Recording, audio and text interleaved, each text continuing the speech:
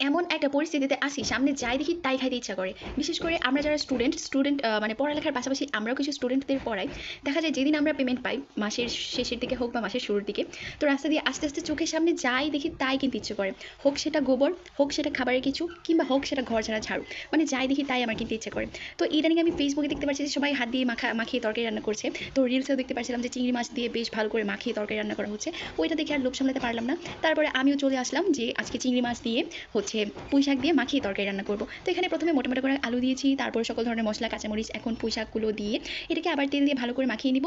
তো একটু বেশ টাইম নিয়ে মাখাবো, কারণ আমার আম্মা সবসময় বলে যে তরকারির যেটা মাখিয়ে তরকারি রান্না করা হয়, যেমন হচ্ছে গরুটা আমরা বিশেষ করে মাখিয়ে রান্না করা হয়। তো আর এই শুকনা গুঁড়া মাছের তরকারি, তো এগুলো দেখা যায় কি একটু বেশি করে মাখালে যত মাখাই তত টেস্ট ভালো আসে। যারা যারা আমরা মাখিয়ে তরকারি রান্না করি তাদের কাছে এটা খুবই লোভনীয় একটা খাবার। তো আমিও বেশ ভালো করে মাখাচ্ছিলাম। আমার আবার শাকের তরকারি হোক বা শাক রান্নাই হোক, কালারটা চেঞ্জ হয়ে গেলে আমার খেতে একদমই ভালো লাগে না, দেখতেও ভালো লাগে না। তো তারপর আমি এখানে ছোটো ছোটো চিংড়ি মাছগুলো দিয়েছিলাম। গোপাল ভাঁড় কার্টুন দেখে অনেকে কিন্তু মানে এটাকে আমাদের বাসায় বলা হয় যে কুচু চিংড়ি। আমাদের বাসায় সবাই ছোটো চিংড়িকে কুচু চিংড়ি বলা হয়। তার মেন কারণ হচ্ছে গোপাল ভাঁড় কার্টুন থেকে দেখতাম যে গোপাল ভাঁড় বলতো যে আজকে কুচু চিংড়ি দিয়ে ভাত খাবো। তো ওই রকম। তো উপর থেকে ধনেপাতা ছিটিয়ে দিলাম। এখন তরকারিটার ঝোলটা আরেকটু শুকাবে, তারপর আমি তরকারিটা নামিয়ে নিব। তো এই তো তরকারিটা ঠিক এরকম একটু ঝোল ঝোল রাখবো, খুব বেশি মানে হচ্ছে টেনে নিলে না তখন নিচ দিয়ে পুড়ে যায়, ওইটার আবার ফ্লেভারটা তারপর হচ্ছে সব কিছু মিলিয়ে একটু চেঞ্জ হয়ে যায়, তাই আমি হালকা একটু ঝোল ঝোল রেখেছি। এখন আমি এটা বাটিতে সার্ভ করে নিব। সার্ভ করে নেওয়ার পরে আমি আরও একটা তরকারি প্রিপারেশন করে নিব। আমার কাছে এই মুহূর্তটা খুবই ভালো লাগে, তরকারি হোক বা কোনো খাবার যখন প্লেটে বাড়া হয় বা কোনো বাটিতে সার্ভ করা হয় তখন খুবই ভালো লাগে। তো এই তো আমি আরেকটা প্যান নিয়েছি, এখন প্যানে আমি আলু আর হচ্ছে মুরগিটাকে ধুয়ে রেখেছিলাম, তারপর এখানে পেঁয়াজ কুচি দিয়েছি, এখন আর সকল মশলা, হলুদ মরিচের গুঁড়ো, তারপর হচ্ছে ধনিয়া, জিরা, আদা বাটা, রসুন বাটা, গরম মশলা সব কিছু একত্রে বেটে এটাকে আমি একটু গুলিয়ে রেখেছিলাম। এখন এটাকে সবগুলো মুরগির মাংসের সাথে মিক্স করে নিব। আমি একটা আপুকে দেখেছিলাম যে মুরগির মাংসটা এভাবে মাখিয়ে রান্না করছে আর দেখতে এত লোভনীয় লাগছিল, আর সেই জন্যে আমিও আজকে ভাবলাম যে মুরগির মাংসটা আজকে আমি মাখিয়ে রান্না করব। কারণ দেখা যায় সবসময় মুরগির মাংসটা কষিয়ে রান্না করা হয়। আজকে কী যেন ওই ভিডিওর কথা মনে পড়লো, তারপরে ভাবলাম যে না আজকে একটু মাখিয়ে রান্না করি। তারপর আমি যখন তরকারিটা কমপ্লিট করি, তরকারি থেকে এত সুন্দর একটা স্মেল আসছিল, বেশ গরু গরু স্মেল লাগছিল আমার কাছে, কারণ গরম মশলাটা বেটে দিয়েছিলাম। গরম মশলা দিলে কিন্তু যে কোনো খাবারের টেস্ট অনেক গুণ বেড়ে যায়। আর সেটা যদি আস্ত না দিয়ে সেটা হচ্ছে বেটে দেওয়া যায় তাহলে তার কোনো কথাই নেই।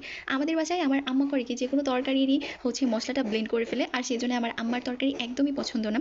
কারণ দেখবেন কি ব্লেন্ড করা মশলাটার না কোনো হচ্ছে আঠালো ভাব থাকে না, আর যে মশলাটা আমরা পাটায় বেটে করি না ওইটার একটা আঠালো ভাব থাকে, প্লাস হচ্ছে ওইটার যে স্মেল সেটা কিন্তু ব্লেন্ড করা মশলায় পাওয়া যায় না। তো আমাদের বাসায় যখন কোনো ভালো তরকারি হয় আম্মা তো রান্না করতে যায়, কিন্তু আমি রান্নাঘরের পাশে দাঁড়িয়ে থাকি যে তুমি মশলা ব্লেন্ড করতে পারবে না, মশলা বেটে রান্না করবা। তো তখন আম্মা আবার রেগে যায় যে এখন বাটার সময় নেয় হ্যান তেন, তো আমি কষ্ট করে বেটে দিই। কারণ আমার কাছে মনে হয় এত ভালো একটা তরকারি শুধু এই ব্লেন্ড করা মশলা দেওয়ার জন্য নষ্ট হয়ে যাবে, তা হতে দেওয়া যাবে না। তো তাই আমি ট্রাই করি যে সবসময় খাবার মানে কোনো তরকারির মশলাটা একটু বেটে দিতে। তো এই তো তরকারির ঝোলটা প্রায় শুকিয়ে এসেছে, এখন এটাকে আরেকটু ভালো করে কষিয়ে নিয়ে তারপর আমি ঝোল দিয়ে দিব।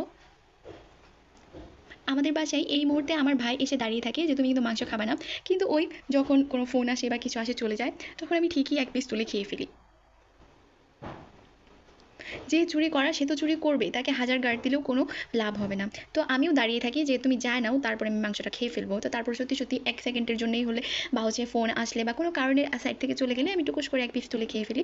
হোক সেটা বিরিয়ানি, হোক সেটা হচ্ছে ভাত খাওয়ার, কিংবা গরু টরু যাই হোক আমি একটু খেয়ে ফেলি, এটা আমার হ্যাবিট হয়ে গেছে, কী করবো এখন। তবে আমার আম্মা খুব বকা দেয় যে এই হ্যাবিট ভালো না, যখন তোমার বিয়ে হবে তখন শ্বশুর বাড়িতে তেমন করতে পারবে না, আর তখন যদিও করো কেউ দেখে ফেললে কত কী না হবে।